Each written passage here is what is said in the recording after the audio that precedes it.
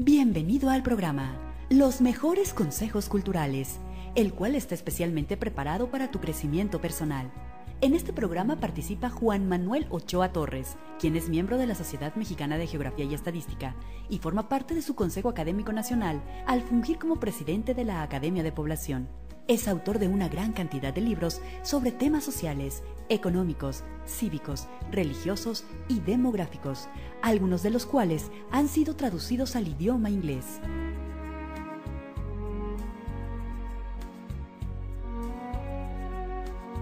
¿Qué tal? ¿Qué tal? Bienvenidos. Y como siempre estamos en este espacio de los mejores consejos culturales con el contador Juan Manuel Ochoa, a quien le damos la bienvenida. ¿Cómo está, contador? ¿Cómo te va, mi estimada Lilian? Es un placer estar aquí en este programa y es un placer también estar en los automóviles y en las casas de todas las personas que amablemente nos escuchan. Le mando un abrazo. Muy bien, bueno, pues por favor téngame a la mano ahí un papelito, una radiograbadora. Es más, si puede grabar los programas, grábelos, realmente son bien interesantes. Pero anote los teléfonos para los paquetes de libros, ahí rápido los graba, los anota, tenga ahí preparada una plumita, un papel por ahí, una agenda, para que anote los teléfonos que son bien, también importantes. Y bueno, contador, pues ¿de qué le gustaría hablarnos? Mira, quisiera hablar de una palabra que mucha gente no la conoce, sí, que es la palabra placebo. Ok. La palabra placebo, ya ves que la inmensa mayoría de palabras en nuestro vocabulario proceden del latín y del griego. En el caso de esta palabra, esta proviene del holandés y del flamenco. Uy, que en un tiempo estuvieron por ahí, la región de Flandes estuvo por ahí, por todo eso, donde está Holanda, todo eso. Entonces, esto quiere decir poner un remiendo, y ellos lo traducen como plaken. De plaken vino a dar a placebo. Y de acuerdo al diccionario de la Real Academia de la Lengua Española, esto quiere decir sustancia sin valor que pretende o disimula la sustitución de otra original. Fíjate que escogí esta palabra porque se usa mucho en nuestro medio, aunque parece que no. Profundizando un poco en cuestiones de historia, ya ves que hemos hablado de que la historia es la maestra de la vida. Claro. Esta es una frase de Heródoto, el maestro de la historia, ni más ni menos. Y efectivamente la historia nos habla de infinidad de cuestiones que debemos todos aprender. ¿Por qué? Porque lo que sucedió a hombres de hace 1000, 2000, 3000 o 4000 años atrás, pues son cosas que nos pueden suceder a nosotros. Entonces dicen que el hombre sabio aprende de las experiencias de otros sin tener que vivirlo en carne propia. Por eso es que quien quiera hacerse sabio, quien quiera, tiene que conocer de historia. Ahora bien, si la historia es buena, hay otro tipo de historia que es mucho más buena. ¿Cuál es? Es la historia del hombre en su relación con Dios. Esto es muchísimo mejor. Ahora que estamos hablando de esto de los placebos, debo decirte que uno de los procedimientos preferidos del diablo es poner placebos en nuestro mundo. Es una especie como de truco gastadito. Es como si fuera, haz de cuenta, como si un escritor hace un libro pero ya no le quedó cabeza para hacer otro. ¿Qué es lo que hace? Pues hace un refrito del primer libro, lo presenta de otra forma, y luego hace otro refrito y ahí se va, pero es lo mismo, pero dicho de diferentes formas. Pues es lo que hace él. Muchos de sus trucos la inmensa mayoría son trucos muy gastaditos. Son trucos muy practicados ya por él. Siendo así que yo me atrevo a decir que no tanto es peligroso por inteligente, sino es peligroso por mentiroso, porque disfraza una cosa con otra, y así lo hemos visto en toda la historia. Tú recordarás, por ejemplo, en aquel excelente ejemplo del libro de Génesis, cuando se aparece ante Eva, pues no le dice, oye, te invito a que desobedezcas lo que Dios dice. No. Él se presenta como un liberador. Y dice, con que Dios les dijo que no comieran de allí, no. Pero si Dios bien sabe que en el momento en que ustedes coman del fruto de ese árbol, sus ojos serán abiertos y van a ser como dioses. O sea, presenta otra cosa diferente. Entonces, es muy peligroso por mentiroso. Entonces, una de las cosas, entre otras, que le encanta son poner placebos. Y vuelvo a repetir, la definición de placebo es una sustancia sin valor que pretende sustituir a lo original. Uno de los aspectos, quisiera hablar de varias vertientes de cómo usa los placebos Satanás. Quisiera hablar primero acerca de de las imágenes y los ídolos. Y los imágenes y los ídolos son una especie como de placebo. ¿Cuál es la función de ellos? Él pretende sustituir, nada menos que a quién crees, a Dios. Ay, no. Sí, de hecho lo sustituye en muchas veces y le funciona en muchas ocasiones. O sea, él quiere poner una especie como de pantalla, de alguna forma, entre Dios y los hombres. Y ya ves que cité hace un momento el caso de la historia del hombre en su relación con Dios, porque es muy ilustrativa. Quisiera mencionar un caso, porque en el momento actual tenemos un tipo de placebo de esto. ¿Cuál es? Yo mencionaría la guadalupana. La guadalupana está cumpliendo una función, entre comillas, una labor de este tipo. Pero vamos a irnos un poco hacia atrás. Vamos a irnos hace 2000 años, más o menos un poco después del tiempo de Jesucristo. Para que veas cómo son trucos gastaditos, Lilian y queridos amigos y amigas. Mira, quisiera mencionar lo que dice en Hechos 19. No era la guadalupana, obviamente, pero haz de cuenta, como una cosa parecida. Están unos orfebres que se dedicaban a hacer imágenes de la diosa Diana.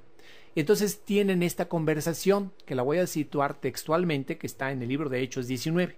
Dice: varones, sabéis que de este oficio obtenemos nuestra riqueza, pero veis que este Pablo, no solamente en Éfeso, sino en toda Asia, dichos entre paréntesis, aquí podemos decir que Pablo andaba movidísimo, dice, sino en casi toda Asia, ha apartado a muchas gentes con persuasión, diciendo que no son dioses los que se hacen con las manos. Y no solamente hay peligro de que este nuestro negocio venga a desacreditarse, sino que el gran templo de la diosa Diana se ha tenido en nada. ¡Ah, caramba! Entonces, ¿por qué estaban preocupados? No era ni siquiera por la diosa Diana, se preocupaban de sus bolsillos. Era cuestión de tipo de codicia, pero el que estaba detrás de esto, pues era nada menos que Satanás. A Satanás le interesaba que hubiera placebos. Por eso estamos aquí mencionando de cómo hay estas pantallas, estas cosas que el diablo mete en medio del hombre y de Dios, porque obviamente no va a llegar con una persona, vamos a suponer, hace 2 o 3 siglos, y le va a decir: oye, ¿sabes qué? Tengo una noticia para ti. ¿Cuál? Que Dios no existe. No le va a creer. No le va a creer, porque el ser humano, nosotros estamos hechos, así como estamos hechos para digerir alimentos, por eso tenemos el estómago, estamos hechos para creer y en reconocer que hay un Padre en el cielo. En forma natural y espontánea, los seres humanos estamos hechos para eso, y además vemos todas las maravillas del mundo, las maravillas del universo, y no podemos decir, pues Dios no existe, se van a reír, pero entonces no dice así. Entonces él pone un placebo, que es esta sustancia que pretende, dicho sea la definición, que pretende sustituir la original. Pero voy a continuar un poco más adelante de lo que citaba en el libro de los Hechos, para que veas cómo es repetitivo Satanás en sus mentiritas, y cómo pretende, por ejemplo, en el caso de las imágenes, en el caso de los ídolos y todo eso, hacer creer que son de procedencia divina. O sea, para que vea usted cómo son trilladitos sus trucos. Mire usted. Dicen en esta parte del libro de los Hechos, dice: entonces el escribano, cuando había apaciguado a la multitud, porque se alborotó la gente cuando empezó Pablo, se alborotaron y estuvieron como varias horas gritando: grande es Diana de los Efesios, grande es Diana de los... y ahí estuvieron gritando varios rato, ¿no? Entonces dice: varones efesios, ¿quién es el hombre que no sabe que Éfeso es guardiana de la gran diosa Diana, cuya imagen cayó del cielo? Entonces, en unas traducciones dicen cuya imagen cayó del cielo, y en otras traducciones dice cayó de Júpiter. Ahora bien, nada más analizando este aspecto de que en cuanto a la procedencia divina, aquí pues podemos ver que el diablo es mañosito. Entonces te dicen: no, es que cayó del cielo. ¿Tú crees que va a caer del cielo? Pues no es cierto. Pero el hecho de que no sea cierto, eso a él no le importa. Claro. Lo importante es que se lo crean. Entonces, así utiliza ya nuestro medio. Ahora vamos a retrotraernos al momento actual. en el momento, vamos a decir, del guadalupanismo. A ver. Se menciona también que es entre comillas, que es de procedencia divina. Fíjese usted, y aquí quiero que estemos muy atentos en la similitud. Vea usted como la diosa Diana, ¿no? Dice, la imagen que cayó del cielo o que cayó de Júpiter. Aquí se dice, no, es que se apareció. Se apareció, es el mismo proceder, ¿no? Ahora, en el caso del guadalupanismo, ellos saben muy bien que esto es obra de un pintor. ¿Por qué me atrevo a decirte esto? Porque en la restauración, en las dos últimas restauraciones de la imagen, participó un pintor, un excelente pintor, que se llama José Antonio Flores Gómez. José Antonio Flores Gómez. Esto se ha citado en una revista que se llama Proceso, en el número 1343. Y este pintor participó en la restauración de 1947 y de 1973. O sea, ya es un señor grande, ¿eh? Ajá. ¿Y por qué te digo que ellos saben que esta imagen es de procedencia humana? Porque este pintor, y así lo declaró en la revista Proceso, él, cuando va a hacer una restauración, toma fotos antes y luego toma fotos después, incluso para que no se le vaya a imputar en alguna responsabilidad. Claro. ¿Sabes qué hicieron los que dirigen allí la basílica? Le quitaron los rollos. Oye, ¿por qué me los quitan si es mi costumbre? Se los quitaron. O sea, aquí podemos deducir que ellos saben que es una pintura tal cual, pero no quieren que se sepa. Ellos quieren que se siga diciendo que es de procedencia divina. Y vea usted la similitud con esto que mencionamos del libro de los Hechos. Ajá. Que la Diana que había caído del cielo, que había venido de Júpiter. Y ahora también que no es cierto y que se puede demostrar que la guadalupana no existe. Esto no les importa. No les importa. ¿Qué es lo que les importa a ellos? Que la gente los crea. Si la gente los cree, sea o no cierto algo, pues le vale un cacahuate. Claro. ¿Ya? Entonces, quiero citar otro caso, y este está en los libros de historia. Mira, hay una conversación muy interesante que se llevó a cabo el día 6 de septiembre del año 1556, y estaba allí el arzobispo de México, Alonso de Montúfar, y esta conversación la dijo Francisco de Bustamante, pero lo que le da más importancia a este hecho es que lo dijo enfrente del virrey Luis de Velasco. Y él dijo que esa imagen, la imagen de la guadalupana, que no se había dicho todavía que San Juan Diego, todavía no se creaba, ese mito se creó en el año 1646. Ajá. Pero cuando empezaron a tratar de empujar a los naturales de estas tierras a eso, él dijo, esa imagen es apócrifa. Apócrifo para su acervo cultural quiere decir falsa. Ajá. O falsificada. Y lo dijo enfrente del arzobispo y lo dijo enfrente de Luis de Velasco. Y nadie le contradijo. Nadie le contradijo. Y entonces dijo él, dice, estoy admirado que esta cuestión tan sin fundamento, así lo citó, porque era español de otro tipo, dice, tan sin fundamento se hubiese levantado. Si usted es historiador y quiere verificar en dónde está esto está en el testimonio de Alonso Sánchez de Cisneros, que está en un libro que se llama Información de 1556, en la página 244, y está en el Archivo General de Indias en Sevilla, España. O sea, allí están todos los documentos tal cual. Y luego citó allí mismo, un poco más adelante de esto que le acabo de citar, dice, y venir ahora a decirle, esto está literalmente, dice, y venir ahora a decirles a los naturales que una imagen pintada ayer por un indio, este término lo tengo que citar tal cual, este término es ofensivo, a mí no me gusta usar este término, tú lo sabes, pero así lo citó él, dice que un indio llamado Marcos, o sea, se está refiriendo a la imagen, o sea, que no solamente dice dice el nombre de quien la pintó, dice que un indio llamado Marcos hacía milagros, era sembrar confusión y deshacer lo bueno que se había sembrado.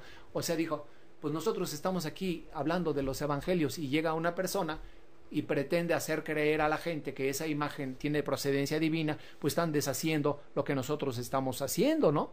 La labor evangélica que estaban haciendo. En este caso eran los franciscanos, O sea, Francisco de Bustamante era de los franciscanos, pero Alonso de Montúfar era del clero secular, o sea, de los que ya venían de España, pero con la misión de encasquetarles esta cuestión, ¿no? Ajá. Entonces, aquí no solamente hubo el aspecto de similitud primero con la codicia del libro de los Hechos que mencionaba con la gran diosa, entre comillas, diosa Diana, como lo citaban ellos, ¿no?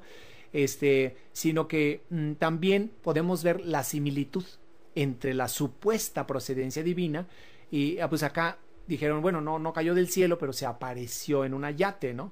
Entonces vea usted cómo podemos saber una semejanza. Claro, por eso sí. me atrevo a decir que los trucos o los placebos son repetitivos. Entonces, y vuelvo a reiterar, la definición de la palabra placebo dice sustancia sin valor que pretende sustituir a la original. Aquí quisiera yo hacer, Lilian, una muy importante y muy respetuosa llamada de atención que a la Grey Católica, a los jerarcas de la iglesia que siguen fomentando este tipo de cosas. Ellos saben que no es cierto. Por lo que más quieran, no le den placebos al pueblo. Están haciéndose similares a los comerciantes de la diosa Diana. Y lo más grave es que ustedes deben ser guías y pastores de su pueblo. Por lo que más quieran, no le hagan juego a Satanás. Si no me creen a mí, lean lo que dice la Biblia, por favor, ábranla. En centenares de veces dice que no. Sin ir más lejos, ahí está en el libro del Éxodo 20, por si no lo recuerdan. Allí están los mandamientos que Dios le dio a Moisés. En el primer mandamiento dijo, no harán imagen de nada de lo que está en el cielo, ni en la tierra, ni abajo de la tierra. O sea, no dejó manera de nada, ¿no? Ni le darán culto, no se puede venerar eso, ¿no? O sea, y más que aquí hay el elemento de la mentira. O sea, no solamente allá como mencionaba en los Hechos, sino que aquí ellos le están poniendo el agravante de que saben que no es cierto y de todas maneras lo están haciendo. Y aquí ya ves que todo yo lo traigo al ejemplo o al parámetro de la Biblia. Usted recuerde que la vez que el Señor Jesucristo se molestó extraordinariamente fue cuando estaban comercializando en el atrio del templo. Sí. El Señor ahora sí que agarró las mesas y se las tumbó, derramó las monedas en el suelo. No me imagino al Señor Jesucristo haciendo ese tipo de cosas, pero lo hizo, ahí está descrito. Y dice, están convirtiendo la casa de mi padre en una cueva de ladrones. ¿Qué diría el Señor Jesucristo en este momento? Cuando no solamente se está engañando al pueblo, se pone en la parte central en muchas ocasiones de muchos templos, y ya no en el atrio, sino en la parte central del templo.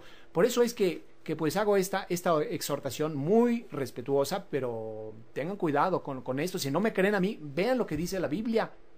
No le hagan el juego a Satanás. Esto es un placebo burdo. Sí. Por eso está México como está. Por eso está el país como está. Fíjate, Lilian, que cuando íbamos a ser un país independiente, Allende dijo, cuando México sea un país independiente, se va a convertir en una de las principales potencias del mundo. Hubiera sido. Pero ¿qué es lo que sucedió? Que empezamos con conflictos. Pero ese tipo de conflictos y de falta de entendimientos es una derivación de algo que no hay en la inmensa mayoría de las personas del auditorio. Por eso hago esta exhortación. No tolere usted, querido amigo, que le tomen el pelo, y atención ustedes que siguen fomentando, las personas que siguen fomentando este tipo de mentiras, que no son más que placebos. Va a llegar un momento en que vamos a estar enfrente del trono de Dios. No sé si tenga ya el pretexto listo, pero le digo una cosa, ni pierda su tiempo. Allí no va a haber pretextos. El mejor pretexto que usted encuentre no le va a servir para nada. Mejor ahorita rómpalo. No les va a servir absolutamente para nada. El Señor conoce todo. Claro. Y el Señor sabe que su forma de actuar está mal. Y bueno, Contador Ochoa, dado que precisamente Tentaciones que Mata toca el tema de la salud, y ahora que estamos hablando del rol de los placebos, ¿hasta qué punto la comida chatarra es una especie de placebo que nos evita la comida nutritiva? Pues yo podría decirte, Liliana y queridos amigos, este es un placebo por excelencia, porque una persona que ande, por ejemplo, en la calle, pues se va por ahí a una tiendita y se toma su refresco, su bolsita de donas, etcétera, sí. y pues le va a saber buena, pero es lo que ellos pretenden. Ellos dicen, a nosotros, si su salud se va a dañar, a nosotros no nos interesa, pero lo que nos interesa es que se venda. Ellos quieren que se venda eso. Entonces, para venderlo, fíjate que en una ocasión se hizo un experimento, algunos investigadores, con un grupo de ratitas. Entonces, le pusieron a las ratas la comida y le pusieron azúcar. Entonces, vamos a ver las ratas por cuál se va.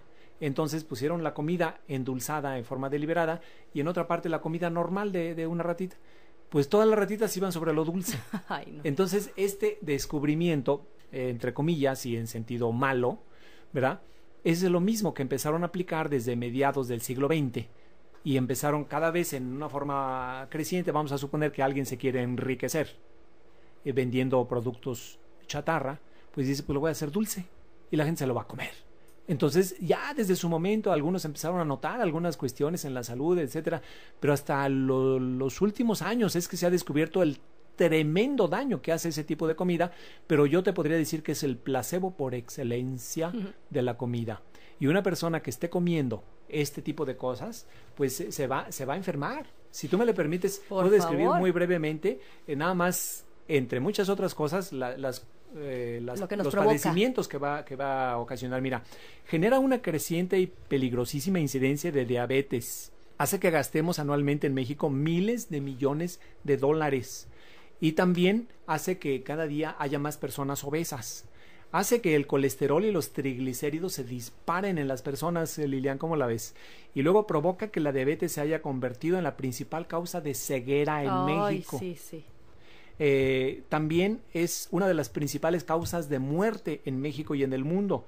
Provoca también daños en los riñones. Y aparte de la lata y de todo eso, esto cuesta miles de millones. El hacer una diálisis para una persona, ay, no. Es muy caro. Es gravísimo. Sí, grave. Y cuesta un montón de dinero que nos hace falta para otras cuestiones. Por otra parte, también influye, Lilian, sorpréndete, en esa epidemia de hipertensión arterial. Ahora hasta en los niños se está viendo hipertensión arterial. Es cierto.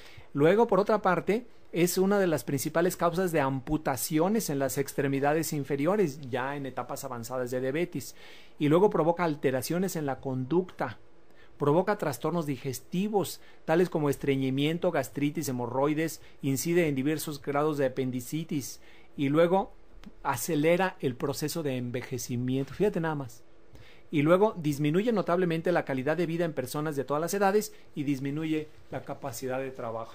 ¿Qué te parece? No, muy mal, contador, pero con esta reflexión nos vamos a quedar y nos quedamos ahora sí que con los ojos cuadrados y con la boca abierta de todas las enfermedades que nos provoca alimentarnos mal, contador. Es terrible. Sí. Terrible. Sí, es increíble todo lo que ocasiona esto. Y por eso este libro de tentaciones que matan. puede y debe ser evitado. Y bueno, pues estamos platicando con el contador Ochoa acerca de nuestra reflexión semanal, que es placebo. Contador, ¿por qué no nos platica un poco acerca de pues algún otro tipo de práctica sustitutiva o placebo en esta cuestión religiosa? Así es. Ahora que estuvimos hablando hace unos minutos con esa crudeza de los trucos que se están llevando a cabo, muchos. Por eso comprenderá usted por qué este tipo de libros pues no están en las librerías. Así es. Sin embargo, yo lo exhorto a que usted lo analice. Si ve de acuerdo a los evangelios que cometemos algún error, le suplico que nos lo haga saber al fax 5250-4886. Por favor, con muchísimo gusto, y no solamente le contestaremos a usted, sino que las respuestas se las daremos a todas las personas del auditorio. Claro. Con toda confianza estamos abiertos. Y una recomendación más, considere usted que siempre lo hacemos esto con la mejor de las voluntades, no queriendo hacer que lo que dice Juan Manuel Ochoa, sino que se haga lo que dicen los evangelios. Porque ¿quién soy yo más que otro ser humano como usted, damita, y como usted, caballero, que nos está escuchando? Lo único que yo hago es hacer un análisis y decir, señores, estamos cometiendo un grave error. Claro. Ahora bien, otro de los placebos, que voy a repetir la definición, es la sustancia que en forma deliberada pretende sustituir a algo original. Mira, es en lo que respecta a la oración. Ajá. La oración tiene como su función nada menos que el comunicarnos con Dios. Sí. Allí no necesitamos internet, no nada más arrodillarnos ante nuestro Padre maravilloso y usted le puede contar todas las cosas, las necesidades que usted tenga, etcétera, etcétera. Pero aquí también surge un placebo. Fíjese usted, ¿cuál es este? Mire, nada más para que usted lo sepa, la palabra orar proviene de orare, que quiere decir expresarse.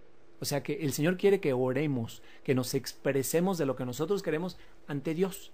Pero hay otra palabra que se usa mucho como placebo aquí en esto, que es la palabra rezar. Sí. La palabra rezar proviene de recitare, que quiere decir recitación. Ajá. Ahora bien, ¿usted qué cree? ¿Que le gusta al Señor que usted le exprese lo que usted quiere o que le haga una recitación? El Señor quiere que usted le exprese lo que usted quiere, lo que usted siente en su corazón. Pero aquí el placebo de la oración, ¿sabes de qué tomó forma, Liliana y queridos amigos? De rosario. El rosario podríamos decir que es una recitación por excelencia. Y además está mal hecho. Ahorita vamos a explicar por qué. Mire, nada más hablando desde el punto de vista antropológico, ¿de dónde vino, desde el punto de vista también histórico, de dónde vino el rosario? Fíjese usted que en el siglo V antes de Jesucristo, en la India, los budistas usaban un elemento que podríamos decir que era el ancestro del rosario. Le llamaban se pronuncia mala y se escribe maya con doble L. Y ellos, cada vez que pasan una cuenta, es una cosa que le llaman ellos un mantra. Yo no digo si que esté bien o esté mal, esto son prácticas de los budistas, esto no es nuestro, esto no es de los cristianos. Entonces allí empezó este tipo de cuestiones, es como de concentración o de adormecimiento, como hipnótico, otro tipo de cosas diferentes. Esto no es del cristianismo, no está citado en la Biblia para nada. Pero después, esta práctica, junto con otras prácticas, como la práctica del consumo del azúcar, por ejemplo, también se provino de la India. Entonces, de allí se pasó a los países árabes y allí adoptó otro nombre. Ahí le llaman el tasbih.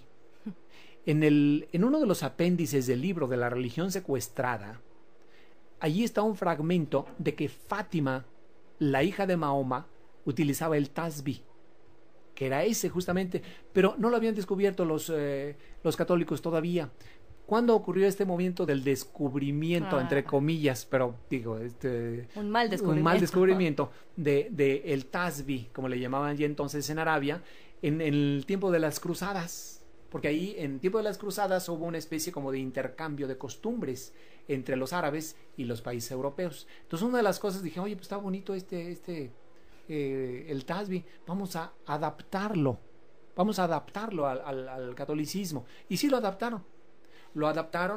Lástima que no traigo ahorita uno, un día te voy a traer uno para enseñártelo. Tengo un maya que lo conseguí de los budistas, tengo un tasbih, lo voy a traer nada más para que tú los observes, uno y otro, para que veas incluso cómo haz de cuenta que lo estás viendo el tasbih y haz de cuenta que estás viendo el rosario.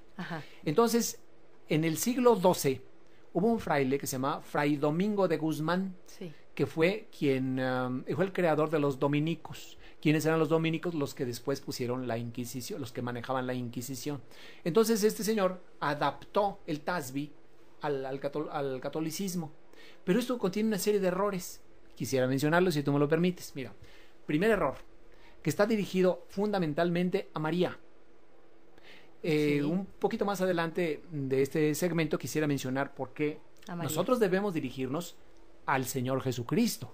Sin duda María debió haber sido una mujer extraordinaria y Dios la debe tener un lugar muy especial en el cielo. Pero el Señor, Él dijo, yo soy el camino y la verdad y la vida. Nadie viene al Padre sino por mí. O sea, no dijo, mira, a través de María, a través de Pedro. No. Todas las personas que creemos en el cristianismo, que creemos en el Señor Jesucristo, nosotros no decimos, sígueme a mí, sino sigue ¿a quién? Al Señor Jesucristo. Al Señor Jesucristo es el único, Él es el único.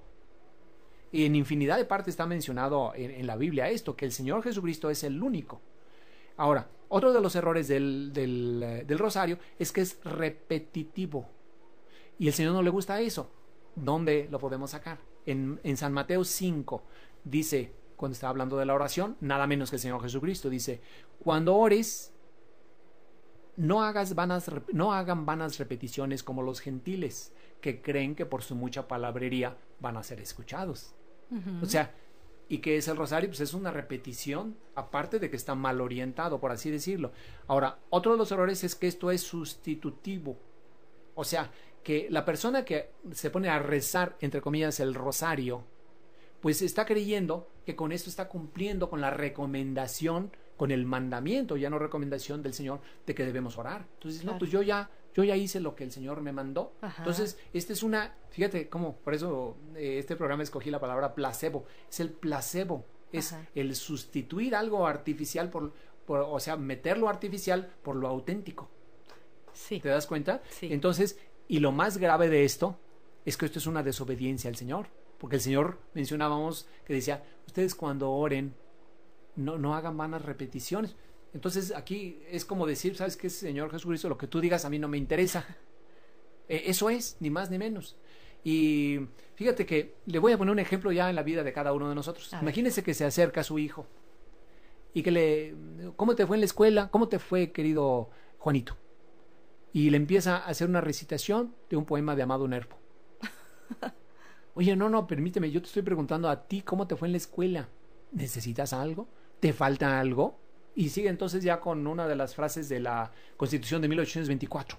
Oye, Juanito, a ver, ¿qué le pasa a Juanito, no? Que lo que quiere el padre de su hijo es que le exprese, él quiere la oración, el orare, dicho sea en latín. O sea, que se le exprese al Señor, Señor, mira, tengo este problema en mi trabajo, por favor ayúdame, aumenta mi fe, incluso aumenta esto, tengo aquello, tengo esta duda, o ayúdame en esto, en mi familia, etcétera. Pero incluso un buen rato, porque ya ves que a mí me gusta citar que siempre para todo debemos voltear a lo que hacía y lo que no hacía el Señor Jesucristo. Claro. El Señor Jesucristo oraba. En muchas ocasiones, por ejemplo, antes de que fuera a escoger a sus discípulos, dice que se fue al monte y estuvo orando allá horas. Estuvo orando horas y horas, estuvo en esa parte en particular, me parece que menciona que dice oró toda la noche. O sea, no digo que usted se ponga a orar toda la noche, pero cuando menos son unos 45 minutos o 60 minutos, hay que orar. El Señor, créame que usted va a empezar a ver cosas que cambian en su propia vida en el momento en que usted se acerca, pero se acerca bien a lo que el Señor dice, no a través de rosarios, ni a través de novenas, ni de triduos, ni de ese tipo de cosas. Eso son placebos. Un ejemplo más, por ejemplo, cuando el Señor Jesucristo vio venir el problema, porque como Él lo sabía todo, veía venir el problema de la crucifixión, entonces Él se fue al huerto de Getsemaní, y ¿acaso podría usted pensar, no, es que se puso a rezar el rosario, o se puso a leer el libro de los Salmos, a leer a Moisés? No, Él habló. Entonces, yo le invito a usted a que en el aspecto de la oración no permitamos placebos. No permita usted que ese maravilloso regalo de Dios, que es la oración, sea cambiado por un placebo que no tiene ton ni son. Y si, continuando con ese tema tan interesante, contador Ochoa, todavía, pues yo creo que sí alcanzamos a hablar de algún otro, pues, placebo de tipo religioso como este del rosario y todo esto. Sí, si me lo permites, mira, quisiera expresar otro placebo muy importante, nada menos que del Señor, son los santos o los intercesores. Sí. Los santos o los intercesores podríamos decir que son placebos por excelencia, muy socorridos por el diablo. Fíjate que la palabra intercesor proviene de intercedere, que quiere decir, te vas a reír, pero quiere decir el que se pone en medio. Sí. El que se pone en medio. Imagínate tú que en una pareja de esposos, pues hay alguien que se pone en medio y que dice, ¿sabes qué? La esposa ya no va a poder dirigirse al esposo, sino a través mía. O que el padre no va a poder dirigirse al hijo, sino a través mío. Sino a través mío. Pues tú te vas a reír, vas a decir, este señor está mal de sus facultades mentales, porque yo voy y me dirijo con mi hijo, o el hijo se dirige con su padre, ¿no? Entonces, aquí es donde Satanás le encanta poner también placebos. Y lo que pasa es que, como decíamos también, no le va a decir a usted, oye, no, mira, ya, olvídate de Dios, Dios está en el cielo, tú estás aquí en la tierra. No le va a decir así, sino que le va a decir, no, pero es que Dios está ocupadísimo. Pero para eso puso el intercesores. Dirígete a San no sé qué, o dirígete a María, o dirígete a Pedro, a San Judas Tadeo, o a San Martín de Porres, San Charbel. Exactamente. Todos, sí. Todos esos. Hasta José María Escriba de Balaguer. Ándale, así es. Ya tuvimos oportunidad de hablar. Exactamente, a ver si otro día también. Me han pedido, por cierto, que hable un poco más de eso. Otro día hablamos. ¿Cómo no? Había otro santo que después estaba tan burdo que lo desaparecieron, se llamaba San Balandrán.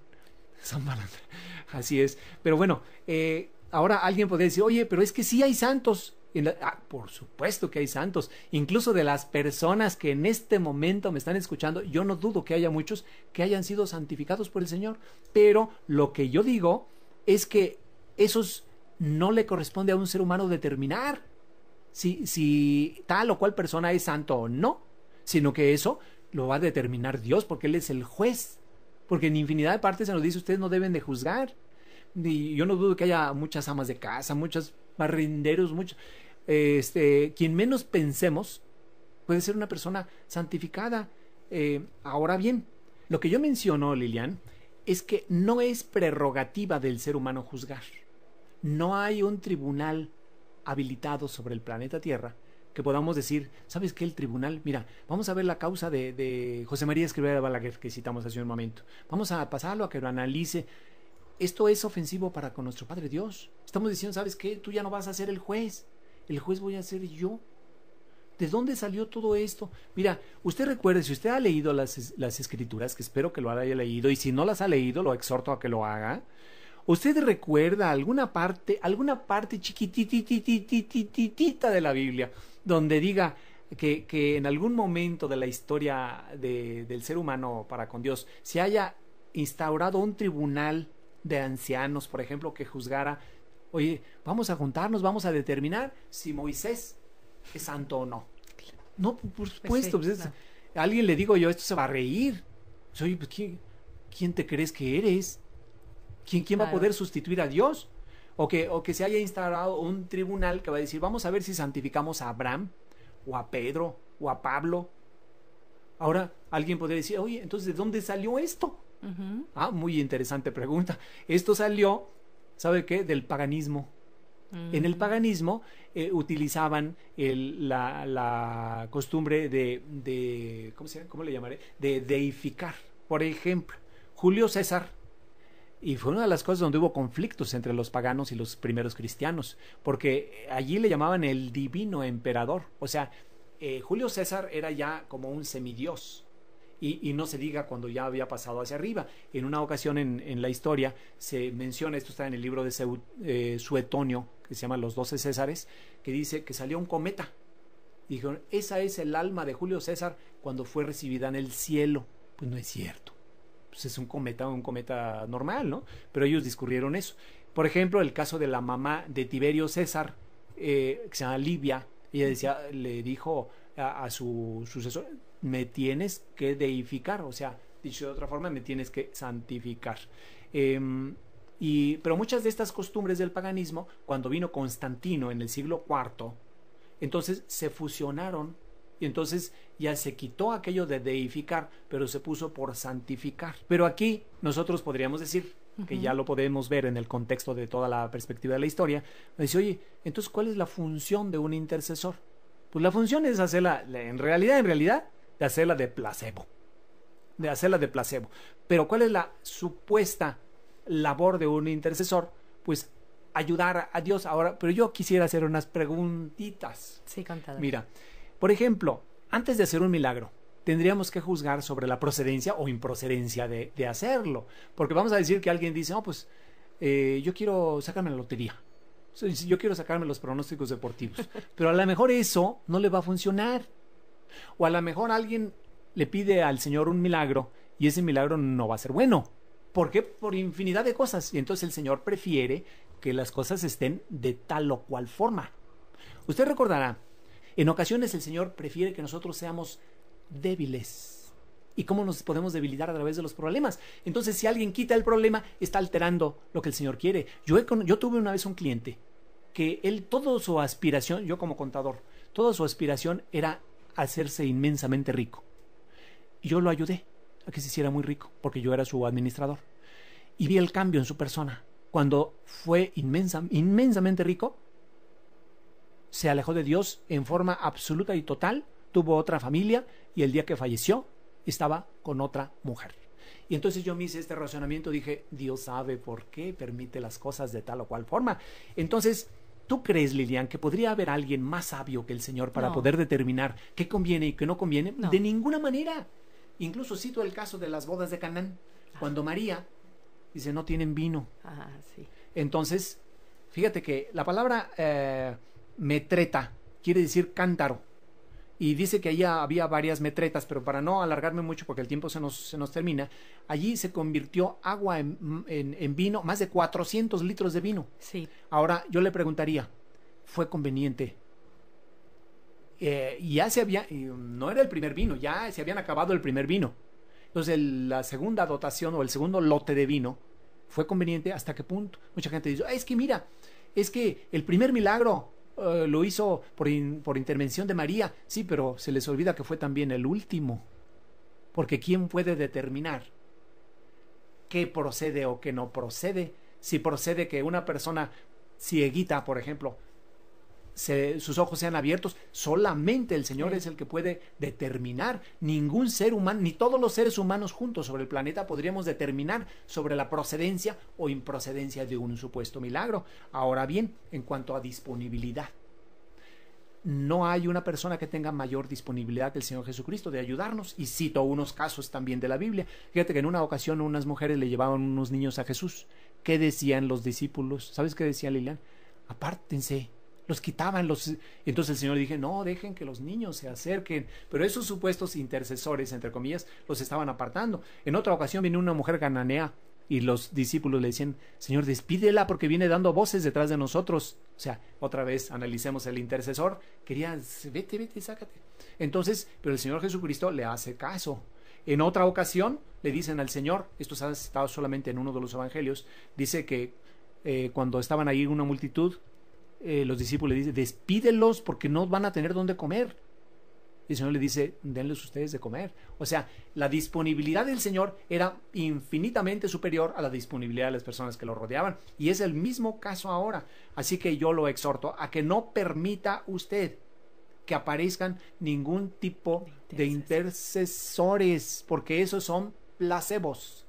Como decíamos, son sustancias que en una forma disimulada y engañosa pretende sustituir la sustancia original, que es nada menos que el Señor Jesucristo. Y lo más preocupante de este caso es que, ¿sabes una cosa, Lilian? Les funciona. Les funciona porque mucha gente, pues a través de San no sé qué, de tantas cosas, ¿verdad? No, esos son placebos, así que no se deje usted confundir. Y ahora yo quiero hacer una exhortación, con todo respeto a los jerarcas de la Iglesia Católica. Las personas que no han profundizado un poco en esto, pues son hasta cierto punto culpables por no escudriñar, pero son más culpables los que deliberadamente han querido engañar a la gente. Yo les suplico de la manera más atenta y en el nombre de Jesucristo a que no pongan tantos placebos en los seres humanos, porque el Señor Jesucristo, no Juan Manuel Ochoa, no Lilian, el Señor Jesucristo les va a tomar cuenta y una medida precisa, porque cuántas almas se pierden por este tipo de situaciones, cuántas personas podrían acercarse al Señor y no lo hacen, porque todos esos placebos están ahí sembrados, que si el guadalupanismo, que si los intercesores, que si el rosario y muchas otras cosas que están por ahí sembraditas. Con eso le están haciendo el juego, ¿sabes a quién, Lilian? Están haciendo el juego a Satanás. Tenemos que impulsar la lectura de la Biblia. Muy bien, y antes de despedirnos, gracias, contador. Ya lo sabe, aquí nos escuchamos la próxima semana en un programa más de los mejores consejos culturales. Contador, gracias. Gracias a ti, Lilian, y gracias a usted que nos escuchó, y le suplico de la manera más atenta, por favor, si usted no está de acuerdo con esto, lo hacemos con la mejor de las intenciones y no queremos tanto que me haga caso a mí, sino que le haga caso a lo que dice el Señor Jesucristo. Muchísimas gracias. Jesucristo dijo, ustedes son la sal de la tierra. Por ello, créanos que todos podemos y debemos convertirnos en ese factor de cambio, donde quiera que estemos. Te esperamos nuevamente en nuestro siguiente programa, el mismo día y a la misma hora, para que todos juntos vayamos propiciando ese esperado cambio, tanto en el terreno personal como en el social.